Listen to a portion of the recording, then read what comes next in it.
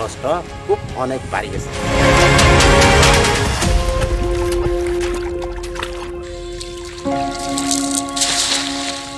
সমুদ্র ও জেলেপাড়ার পরিবারগুলো যেন একই সুতোয় গাঁথা। পরিবর্তন হয়েছে জলবায়ু, সমুদ্রের আচরণেও ঘটেছে বেশ পরিবর্তন। এসবের মাঝে কেমন আছে জেলেরা?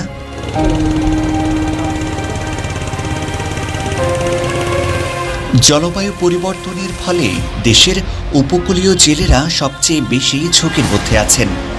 এই পরিবর্তনে তাদের জীবিকা সরাসরি হুমকির মুখোমুখি।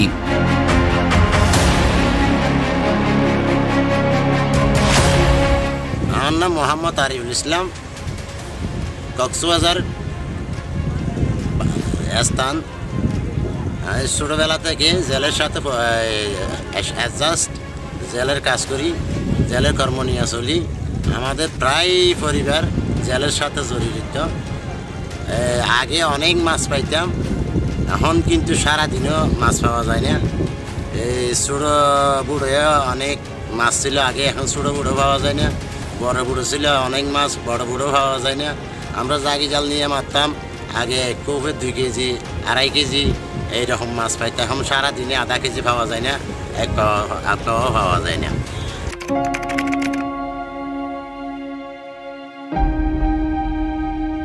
আমরা কিন্তু দুঃখের সাথে বসবাস করতেছি।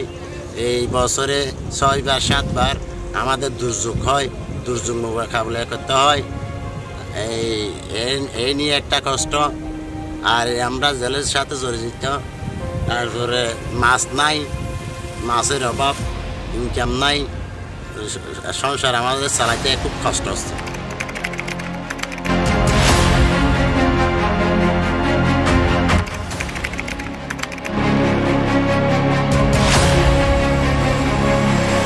সংসারীকে খুব কষ্ট হচ্ছে।